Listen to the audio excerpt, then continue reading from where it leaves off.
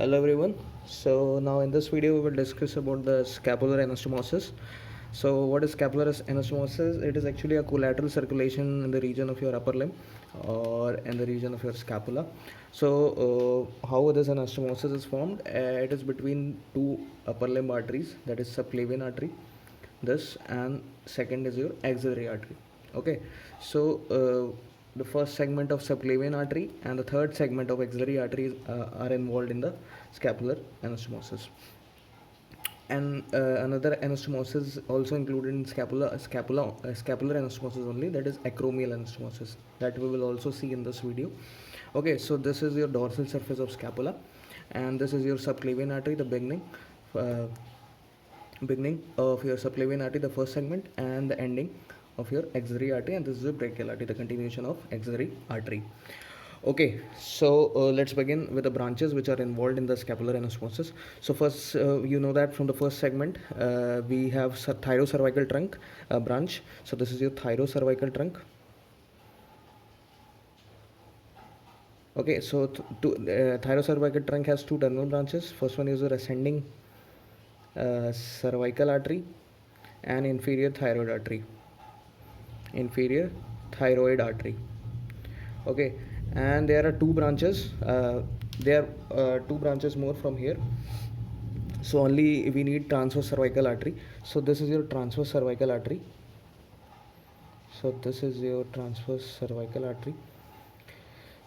transverse cervical artery has two branches.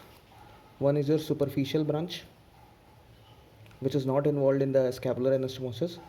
Superficial branch, and this is your transverse cervical artery.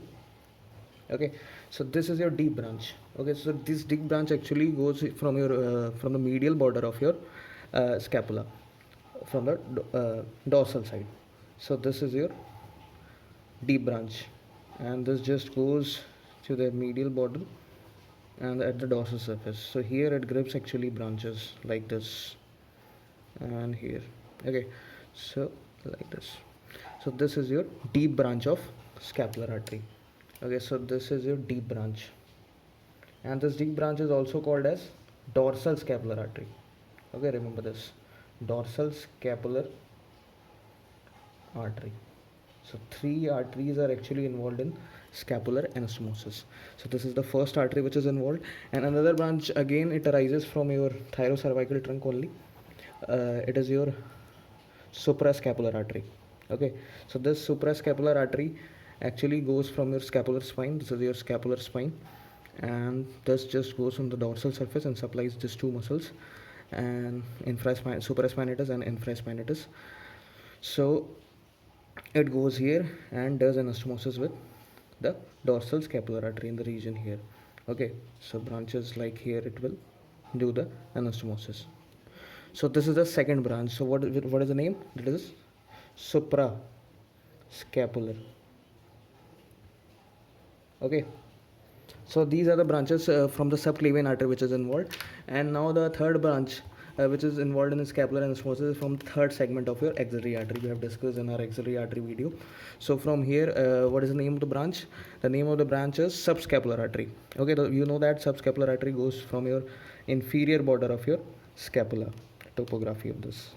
So this is your subscapular artery. So subscapular artery gives one branch that is involved in the scapular anastomosis. So from here, it circumflex, that is goes to the posterior side, and this is your dorsal surface, so it goes posteriorly, and here it does anastomosis.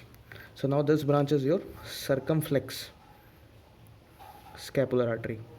Circumflex scapular artery. So it is a branch from your subscapular artery.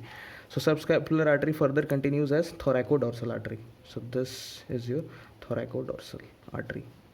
So thoracodorsal artery is continuation of your subscapular artery. So this is the third artery which is involved in the scapular anastomosis. So this is actually your scapular anastomosis. Now let's see the acromial anastomosis here in the region of your acromial process. So this is your acromion process.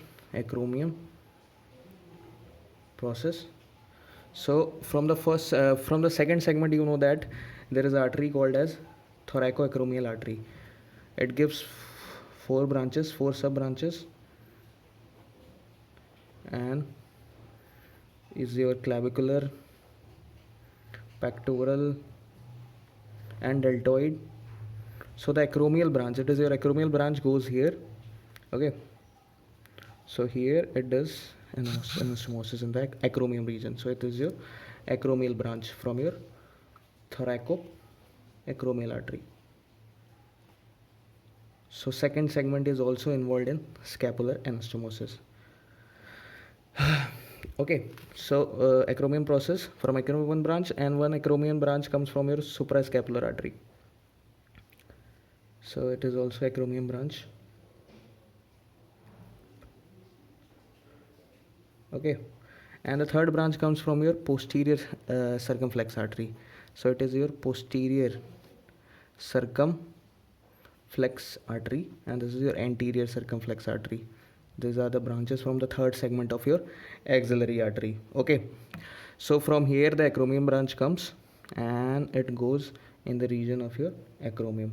So it is also acromion branch which is arising from your posterior circumflex artery.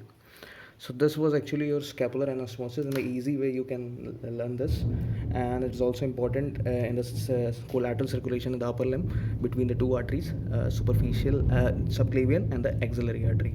Okay, so go through this. It will be easy revision after learning subclavian and axillary artery. Just revise this also.